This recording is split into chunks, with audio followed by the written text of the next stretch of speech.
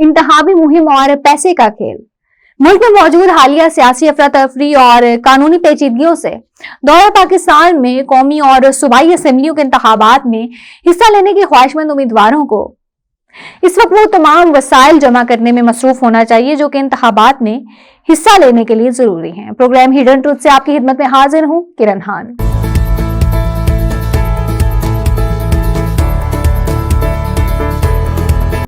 उसूल तो यही है कि कोई भी पाकिस्तानी अवामी हिमायत की बुनियाद पर सूबाई या कौमी असेंबली के इंतखाबात में मुतलका हल्के से खड़ा हो सकता है और उनकी हिमायत का इजहार लोग बैलेट बॉक्स में उनके हक में वोट डालकर करते हैं।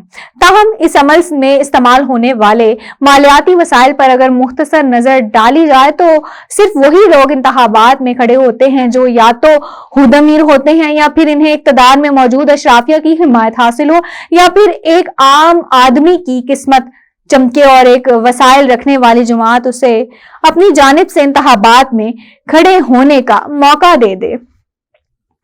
एक वक्त में मुत्तहदा कौमी मूवमेंट और जमात इस्लामी से वाबस्ता बहुत से रुकने कौमी और सूबाई असेंबली का शुमार भी इसी किस्म में होता है जो मुतवस्सित तबके से ताल्लुक रखते थे।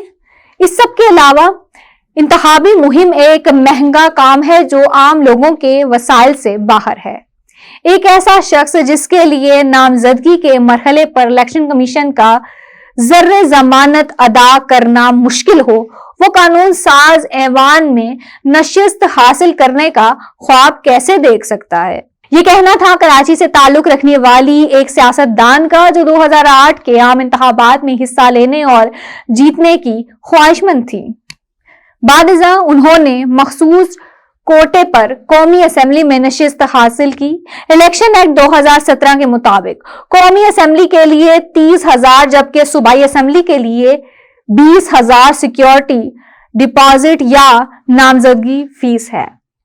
अगर उम्मीदवार अपने मुतलका हलकों में 25% से कम वोट हासिल करेंगे तो ये रकम हुकूमत जब्त कर लेगी। 2018 के इंतखाबात में हमने देखा कि 6,000 उम्मीदवार 25% से ज्यादा वोट हासिल करने में नाकाम रहे, जिनकी जमा करदा रकूम जब्त हो गई।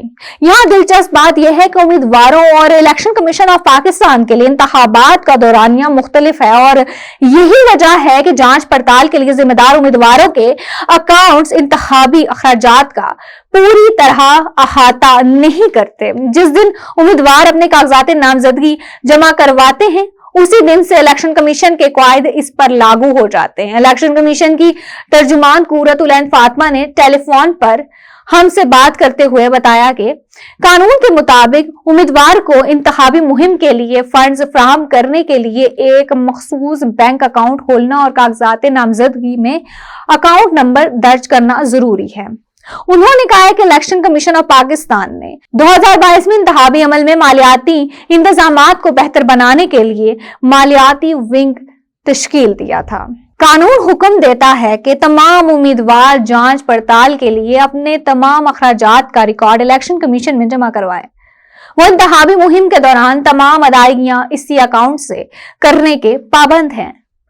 पार्टी की जानिब से नामजद किए जाने वाले उम्मीदवारों के अखराजात आजाद उम्मीदवारों से ज्यादा होते हैं। अगर इंतखाबात में हिस्सा लेने का ख्वाहिशमंद उम्मीदवार अमीर नहीं है तो इसे अमीर स्पॉन्सर्स की जरूरत होगी।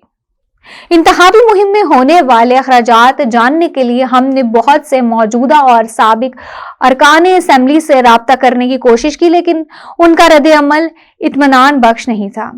कोई ये कहने को तैयार नहीं था कि मजमूई तौर पर कितनी रकम खर्च हुई। बहुत से लोगों ने इस रकम को मुज़ाहिका खेज हद तक कम बताया। अलबत्ता उन्होंने इस बात की तस्दीक की है कि इंतखाबी मुहिम में खर्च होने वाली 80% रकम नकद की सूरत में अदा की जाती है।